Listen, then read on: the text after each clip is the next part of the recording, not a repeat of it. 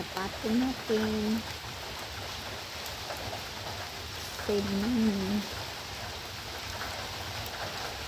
Wala pang income.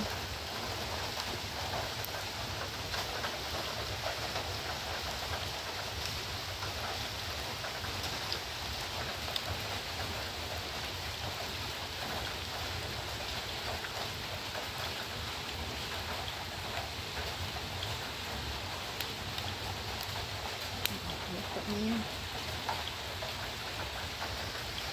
Sira kasi oh. Ayusin ko pa yan. Ay, gagawa ako ng bago.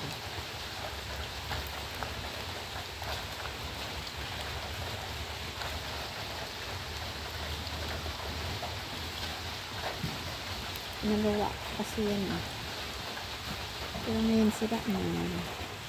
Bilis masira. Parang nauulanan kasi.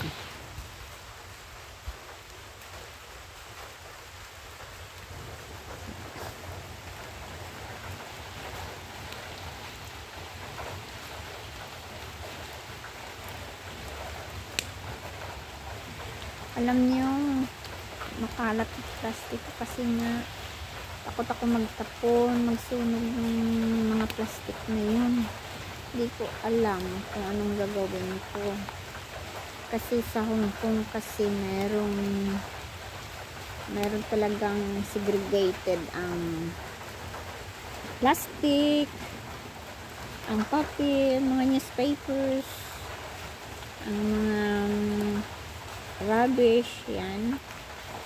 Segregated lahat yan. Ang pagkain, talagang meron siyang tapunan talaga, may bahay. Kaya dito alam ko nangyari sa Pilipinas, tapon dito, tapon doon. Ako natakot naman ako magtapon. Tingnan mo yung can, may cans. Hindi ko matapon-tapon, hindi ko alam kung saan ko dalhin. Sa Hong Kong kasi segregated lahat. Dito hindi ko alam. Tinatapon nila sa sa river. Eh doon hindi pwede. Ang dagat na doon nililinisan, may tagalinis na maliit na boat.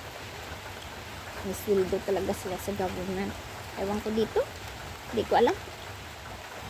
Naninibago ako kasi matagal ako sa Hong Kong.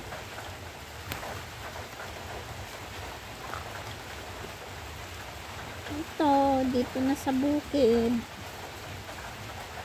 Nag-aalaga ng manok, pato, kambing na isang piraso kasi namatay yung kambing ko noon. At saka mga aso, pusa, yun lang. Kasi wala naman akong asawa. Kaya ito lang ang aking pinaglaanan ng aking pang-araw-araw. Yan lang, luto mo. Yung aking pugi boy oh. Nakabantay sa akin palagi kung saan ako pumupunta. Yan ang gamitin natin ngayon kasi nga nasa bukid tayo. Tingnan mo, sira-sira na. Ay, wala pang bili, wala pang walang income. Ang hirap talagang buhay sa Pilipinas pag wala kang trabaho. May edad na ako. 59 na. So yan na lang, spend time ko sa sa bukid, diba? Yan, saging-saging dyan, lansunis yan, ang aking stakan. Yung nagtrabaho ako sa kantong yan, ang pinagawa ko. Yan ang ginawa sa akin nag-manage dito ng bahay ko noon. Yan ginawang lutuan sana. Mabasa naman ako pag lumabas ako. Ginawa kong manukan tuloy. Yan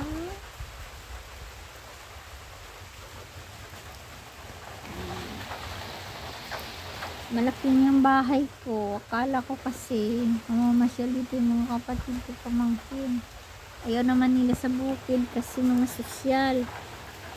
Ako na lang dito mag-isa. Yan. Buhay bukid, diba? Na-appreciate ko yung buhay bukid sa city. Kasi nung sa Hong Kong ako, panay naman happy-go-lucky, diba? Tapos tulong dito, tulong doon. Pag-aral dito, paaral doon. Ay, wala nang, hindi ka nga napapansin. Ayan po. Yaman na sila. At least diba, may tumulong pa. Eh, kung ano lang mayroon, okay lang yan. Diba? Accept the new life. Okay lang yan. But life is good. Keep moving on. 58 na. 59 na ako eh. Makaabot pa ako mag-60. Magka-pension. Masakit na tuhod ko. Sakit na tuhod ko. Nakaupo sa sahig. Sa sako. Yan. Luluto pa ako ulit para sa pusa ko ay saka mga aso, kung ano lang may saging dyan maibinta, lubi, anyog, yan mo na. Life is good. Bye bye for now. Luto na po yung ating gabi po iyan. At saka paklang ng kuryoso. Diba? Nakasave ako ngayon. Thank you po. Hope you like my video. Please go subscribe, like and subscribe.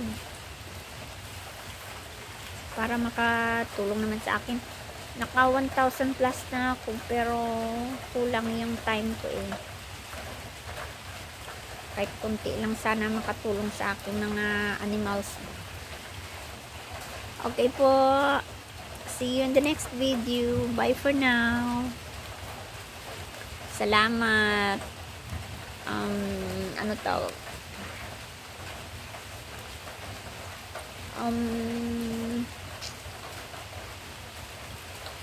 Hello po sa aking mga subscriber. Hi. Saka aking non-subscriber. Love you all. Bye.